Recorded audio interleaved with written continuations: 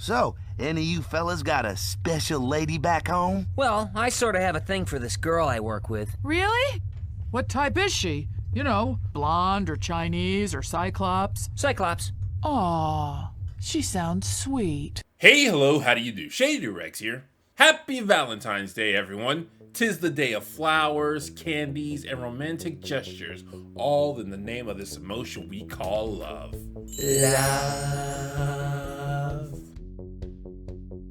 What the crap was that?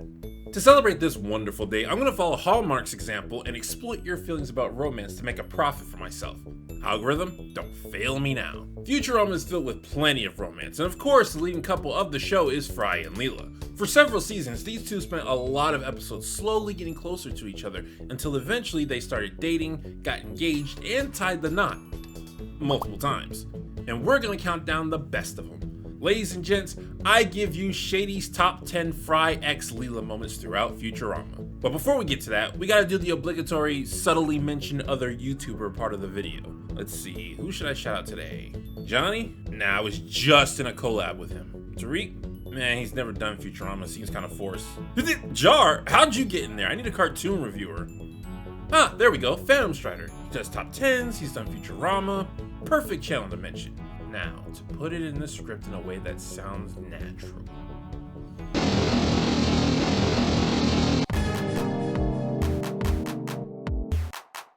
Starting off the list with probably one of the more obvious choices. In the episode Parasite Lost, Fry wants to confess his recently realized feelings for Leela, but can't do it because he's Fry. Every time he tries to be a gentleman in any way, shape, or form, he finds some way to goof it up. She looks pretty good for a truck stop chick. You take that back. She does not look good for a truck stop chick. But after eating a sandwich filled with parasites that improve everything about him, Fry is suddenly competent enough to win Leela over. The Cyclops and Delivery Boy do get together, but then Leela says, Oh, Fry, I love what you've become. Which makes Fry wonder if Leela loves him or if she loves his worms. So Fry goes on a journey inside his own body, almost killing himself to force the worms out so he can face Leela without them and understand her true feelings. This is the first episode in the series that the Fry and Leela shipping seems like it's going to be a continuous thing. Sure, we've seen in past episodes that they could have a thing for each other, but it was hard to tell if those were going to be lasting. This time, the writing goes out of its way to say Fry has a thing for Leela, and it's not ending with this episode. This moment also showcases one of my favorite aspects about Leela and Fry's relationship. That being Fry wanting to show Leela something, but not knowing how to express it. Leela, there's something I've wanted to tell you for a long time. But every time I try, I get nervous and my mouth feels like it's stuffed with peanut butter, even when it's not. It also links in with another attribute, Leela being attracted to something within Fry, but isn't able to see past his surface antics. Please, give me a chance to be romantic on my own. I've got a baggie of massage oil, and I'm gonna give you my super back rub, just like I used to give Amy when I was going out with her, and she always seemed to These two problems are the main things keeping these two apart throughout the series, and you'll see them pop up a lot here on this list. I personally love watching them overcome these two hurdles in particular. It's impressive of Fry's character that he's willing to give up being basically superhuman just so he can truly understand his relationship with Leela. Impressive, but not irregular. As I've said in past videos, it's very in character of Fry to give up great treasures for simple pleasures. Everyone out of my body or the brain gets it! He's bluffing. No creature would willingly make an idiot out of itself. Obviously, you've never been in love. My absolute favorite part of the episode is the end, where Fry shows that he's going to keep playing the Holophone even without his worms. It's a great example of someone trying to better their life specifically because of someone they love. It's okay, Fry. If it keeps bugging us, we'll either kill it or adopt it. Meanwhile, what do you say we get started on a very, very, very long honeymoon? In the series finale, Meanwhile, Fry comes to the realization that he can't live without Leela in his life, and he asks her to marry him. And Leela says yes. Through some shenanigans, both Fry and Leela wind up freezing everyone in time but themselves. Despite time being frozen, Fry and Leela make the most of it. They get married and decide to spend their lives traveling the world with each other. I would marry you even if you weren't the last man on Earth. So I'm guessing a lot of you want this to be way higher on the list than it actually is. After all, it's the final result of everything Fry and Leela have been building up to, and one of the most famous examples of their ship. Well, believe it or not, I actually didn't plan on adding it to the list at all. I mean, I knew it existed, but it didn't crack my top 10 moments. While it's a fine episode and a great finale, it felt just slightly too sweet compared to my other favorite moments. These two's relationship usually has some personal walls that they need to get past, and I enjoy more seeing them surpass those boundaries than I do just seeing the result. So, with that in mind, this episode was almost relegated to an honorable mention. But before I wrote the script for this video, I gave the episode one more watch, and some of Leela's lines at the end hit me in such a perfect way. Kinda lonely though? Maybe? I was never lonely. Not even for a minute. What do you say? Wanna go around again? I do. There is no way I could justify leaving it off after hearing those lines. Again, it's just a smidgen too sweet, which is why it's on the bottom half of the list. But it was a really nice way to send off this series, as well as this relationship which so much time has been invested in. Happy birthday, Leela. I'm really sorry I'm gonna be 1 minute late, because we're testing the professor's dumb time machine. But, happy birthday and all, and, I love you. Often seen as one of, if not the, best episode of the show, the late Phillip J. Fry has Fry constantly being late for things. He makes a promise to Leela that while he was late for their lunch date, he definitely will be on time for their dinner date. But alas, he, Benner, and Farnsworth get stranded traveling forward through time. Thus, Fry never makes it to the date. In fact, he doesn't make it back.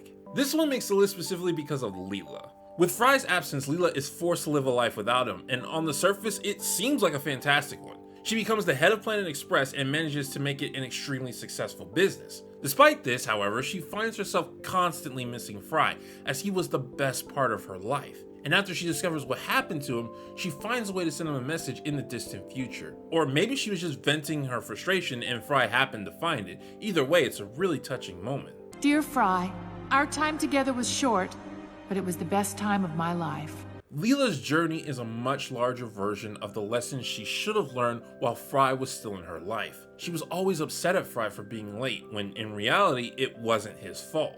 The story seems to end on a happy note, but only if you look at it from our old Fry and new Leela's perspectives. Previous Leela died without ever getting to see Fry again, regretting how she felt for years, while new Fry dies without getting to prove himself to Leela that he's a changed man. Of course, that doesn't take away from anything, it just gives you more to think about. This episode cements how much Fry and Leela care for each other, particularly with how bad Fry wants to get back to Leela and how much Leela misses Fry. You mean when you disappeared up on the comet? Exactly. I thought you snuck off to take a dump. A man can sneak off to do two things. In Reincarnation, we get 3 separate episodes, all animated in different styles. For this entry, we're just looking at the first section, Colorama. In this old-timey style animation, Fry wants to propose to Leela, but can't afford a diamond ring big enough to show his love. So he blows up a comet, hoping a jewel big enough will land on her finger afterwards. Fry winds up instead creating several impossible miracles, which makes Leela much happier than a ring ever could. This episode makes the list just because of how fun it is. There's no real deep dive into the characters. I mean, it still has Fry trying to find a way to express his feelings, so that gives it bonus points. But mostly it's just enjoyable to watch the silly antics in animation, all while Fry keeps accidentally one-upping himself in wooing Leela. All the colors of the spectrum. Not beautiful enough. A swell gal like you deserves better. Fry, you've created a new color. Shucks. It's still only half as beautiful as you. In the episode Time Keeps on Slipping, the Planet Express crew accidentally creates time warps in reality, causing it to constantly skip forward. Interesting. It's as if we all behave normally during the time skips, but then we have no memory of it. As they're solving this problem, Fry is trying to find some way to convince Leela he's a suitable person to start a relationship with. How exactly will this protect us from time jumps? 'Cause when we're together in here, baby, time will stand still. Ow! Fry not only manages to woo Leela, but even got her to marry him. The problem is, time skips from Leela saying she'll never go out with Fry straight to their wedding. Thus, neither of them remember exactly how Fry won Leela over, causing Leela to immediately get a divorce. You tricked me into marrying you, didn't you? I love the storytelling elements in this one. Fry and Leela's plot turns into a mystery, making you wonder how Fry could have possibly won Leela over. The episode does a good job at not jumping the shark as well, since it foreshadows exactly what Fry is capable of. Look, I've been studying how to pilot the ship. Impressed? Yeah, actually. I learned how to work the gravity pump too, in case we need to move more stars. Eventually, it's revealed that the big gesture Fry did was write Leela a message using the stars. But before he can show it to her, the crew implodes the message, replacing it with a black hole. Did you see it? Did you see it? The explosion? No, not the explosion. Then what? It's a great moment that showcases Leela can be attracted to Fry if she manages to look past his silly antics and see what he's willing to go through for her. It also shows just what Fry is capable of when it comes to pursuing Leela. Even if it didn't work this time, you know Fry has a good chance of eventually reaching his goal. In Overclockwise, Bender becomes overclocked to the point that he basically becomes God. Meanwhile, Leela is having doubts about her future, including where she stands with Fry. Not gonna lie, I nearly forgot about this one. I was almost done writing the script when this episode popped into my head, and I panicked and thought, maybe I don't need to rewrite it. Maybe this episode's not that good of a Fry x Leela moment. Look, don't you ever wonder about the future? Well, sure, but you're always in it. Jeez. Yeah, once I rewatched it, I definitely had to put this one on the list. Seeing how certain Fry is about his future with Leela was way too touching. And the fact that even after leaving and having a successful life, Leela still comes back just because she misses Fry, that's heartwarming. The ending where they read their ultimate future predicted by overclocked Bender gave me mixed emotions. On the one hand, it probably would have been more touching if they just chose to have faith in their future and not know what was going to happen. On the other hand, reading their facial expressions and reactions makes it fun to think about what their future holds.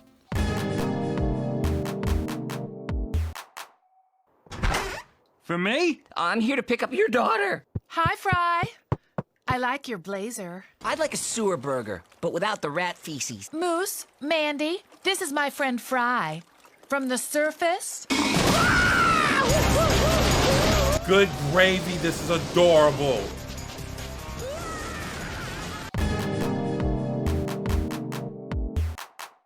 Well, if you didn't see this one coming, then shame on you. In the episode The Sting, Fry, Leela, and Bender all try to retrieve some super honey from Deadly Space Bees, thanks to Leela's pride. On their way back, Fry gets killed trying to protect Leela from the bee she kidnapped. Throughout the rest of the episode, Leela slowly goes crazy over both the grief of losing Fry, as well as the guilt of having been the one who caused his death. Her dreams, where she can interact with Fry, seem to be the only peaceful place for her, so she decides to end everything by intentionally putting herself into a permanent coma. It's eventually revealed that Leela was already in a coma, and Fry's voice that she kept hearing was the real Fry trying to pull her out.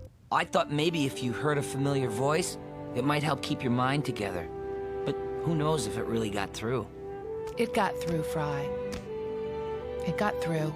I've done a whole video on this episode, so I'll try not to repeat myself too much, but how can anyone not light up their propane and propane accessories while watching this? The message that Fry cared so much about Leela that he wouldn't leave her side hits you right in the feels, and the realization that Leela only made it out of the coma because of Fry, it's just so freaking beautiful. Similar to the late Phillip J. Fry, it's impossible not to ship these two after you see how much they care for one another and the lengths they're willing to go to just to be with each other. When I first told everyone how I was binging Futurama, something people kept bringing up was Bender's big score. The story of which is about how 3 aliens con humanity out of all their stuff while also discovering time travel. The overall plot is nothing special, just a really long standard Futurama episode, but the fascinating part comes when you start talking about one specific character. Do I know you? Apparently not. Hi, I'm Lars. Lars Fillmore is an older version of Fry who traveled to the past and became a duplicate of himself. After spending over a decade in the 21st century, he returned to the future with the specific goal of winning over Leela, which he knew he would do because he saw himself do it within his own past. At this point in his life, the Fry we know is having a hard time winning over Leela. See, Fry is Leela's type, he's always been, but there's been one glaring problem that's been hard for her to see past. The thing is, Fry is very sweet, but he's so immature. I love his boyish charm, but I hate his childishness. And then Lars shows up. Lars shows the realization of what Fry would be without that immaturity. He's not only aged, but he's been through a few more journeys that have made him significantly wiser. Thus, he's able to romance Leela much more easily than his younger counterpart. But when he finds out that because he's a copy, he's doomed to some kind of catastrophe, he ends the relationship, breaking both Leela's heart as well as his own.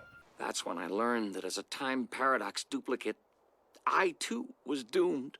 I couldn't put Leela through that, so I called it off. Lars was inevitably doomed, but the path he chose to take was sacrificing himself in order to save the woman he loves. Go ahead and shoot. Then what if I kill the woman you love? Don't you understand, numbneck? He doesn't love me.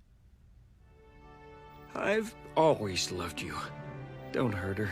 I'll give you the code. And we can't leave without mentioning Lars' journey in the past. Seeing 21st century Fry trying to get over his love for Leela and how he's only able to cope when he gets attached to something else that reminds him of her is pure sugar levels of sweet. Bender's big score isn't perfect. It messes up the significance of a lot of other really good Futurama episodes, and I'm pretty sure the writers don't actually know what a paradox is, they just keep using that word. But the Lars portion of it all, in my opinion, is some of the best storytelling the show has done in regards to character arcs, and really does emphasize the love Fry has for Leela. Wait for me, Leela. I'll be there in 1,000 years.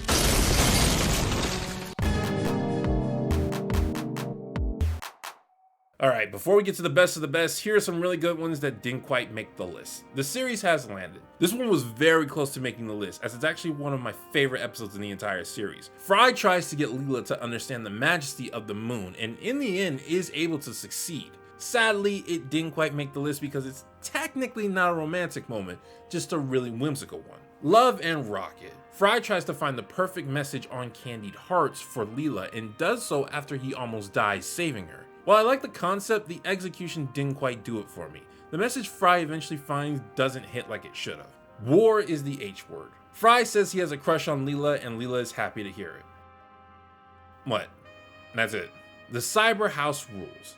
Leela gets a new eye and a new boyfriend, to which Fry spends the entire episode telling her she was fine the way she was. Again, we're dealing with good idea, but not the best execution. I like the concept of Fry being attracted to Leela, even her least attractive parts, but Fry doesn't say he accepts Leela no matter what. He's specifically harking over the fact that she chose to change herself, almost as if to say her having two eyes made her less attractive. I know that's not what the episode was going for, but it is a possible interpretation someone could get. I also didn't like how Leela suddenly changed her mind at the end. It really felt like a status quo moment more than a lesson learned. Farewell to Arms. Fry continues to do romantic gestures for Leela, but they always end in tragedy. I probably like this episode more than others on this list just as a Futurama episode, but as a Fry x Leela moment, it just didn't make the cut. There's something a little mean-spirited about how the universe just doesn't want Fry to succeed at helping Leela.